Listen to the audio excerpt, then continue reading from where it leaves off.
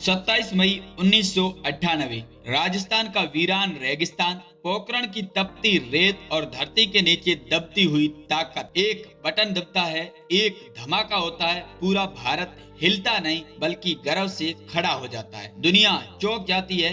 America, रूस, चीन, पाकिस्तान सबकी निगाहें भारत पर टिक जाती है। उस दिन भारत सिर्फ परमाणु शक्ति नहीं बना, उस दिन भारत ने आत्मसम्मान का विस्फोट किया था। और उस ऐतिहासिक क्षण के पीछे खड़ा था एक शांत, सरल, विनम्र वैज्ञानिक जो कभी रामेश्वरम में अखबार बेचता था, जिसने महल नहीं देखा था पर देश का भविष्य बनाया, जिसके पास संसाधन नहीं थे पर दृष्टि थी, जिसके पास ताकत नहीं थी पर हौसला था।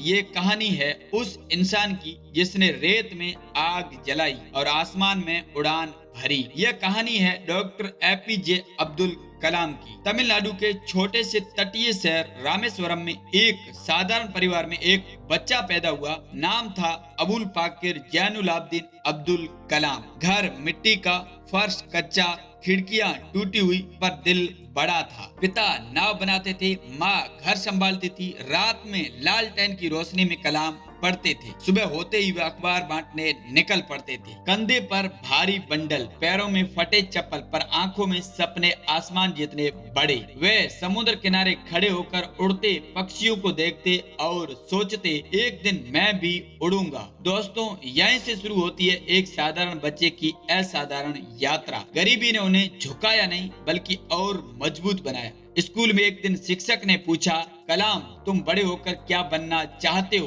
क्लास में सन्नाटा। कलाम ने कहा, सर मैं पायलट बनना चाहता हूँ। कुछ बच्चे हंसे पर शिक्षक मुस्कुराए और बोले, अगर तुम सपने देखने की हिम्मत रखते हो तो आसमान भी तुम्हारा है। यहीं से कलाम के अंदर विश्वास की चिंगारी भड़क उठी। उन्होंने मदर्स इंस्टीट्यूट ऑफ टेक्नोलॉजी से एरोनॉटिकल इंजीनियरिंग की पढ़ाई की, लेकिन किस्मत ने पहली बड़ी चोट दी। वे आईएएफ पायलट परीक्षा में फेल हो गए। यह वह क्षण था जब कोई भी टूट सकता था, पर कलाम ने कहा, अगर एक रास्ता बंद हुआ है तो दूसरा खुला होगा। और यही मानसिकता उन्हें महान बनाती है। कलाम डीआरडीओ और फिर इसरो से जुड़े। कम बजट, कम संसाधन, पर टीम में जुनून था। उन्होंने भारत के पहले स्वदेशी रॉकेट SLV-3 पर काम किया। कई बार असफलता मिली, रॉकेट फटा पर टीम रुकी नहीं। आखिरकार भारत ने अंतरिक्ष में कदम रखा और फिर आया उनका सबसे बड़ा अध्याय,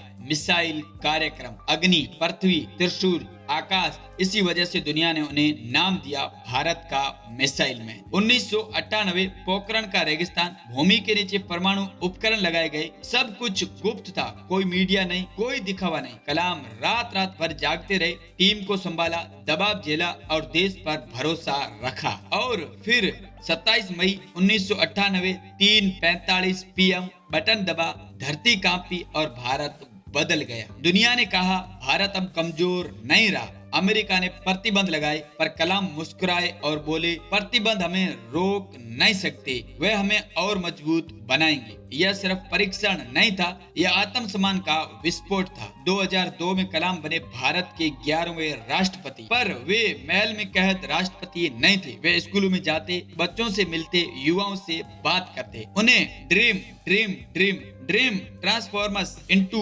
thoughts and thoughts result in action. वे कहते थे, अगर तुम सूरज की तरह चमकना चाहते हो तो पहले सूरज की तरह जलना सीखो। बड़े सपने देखो, छोटे सपने तुम्हें छोटा रखते हैं। मेहनत से प्यार करो, किस्मत मेहनत से बनती है। असफलता को गुरूर मानो, हर हार एक सबक है। ईमानदार रहो, चरित्र सबसे बड़ी पूंजी है। ज्ञान की भूख रखो, सीखना कभी मत छोड़ो। देश के लिए जियो, सिर्फ खुद के लिए नहीं। कभी हार मत मानो, अंत तक लड़ो। 27 जुलाई 2015 शिलोंग। कलाम छात्रों को पढ़ाते पढ़ाते गिर पड़े और वहीं अंतिम सांस ली, पर वह मरे नहीं, वे आज भी जिंदा है। हर स्कूल में, हर छात्र के सपने में, हर मेहनती युवा के दिल में। अगर तुम आज थक चुके हो तो कलाम को याद करो। अगर तुम हार मानने वाले हो तो रामेश्वरम के अखबार बेचने वाले लड़के को याद करो। और अगर तुम सच में कुछ बनना चाहते हो तो कलाम की तरह जियो और कलाम की तरह सपना देखो।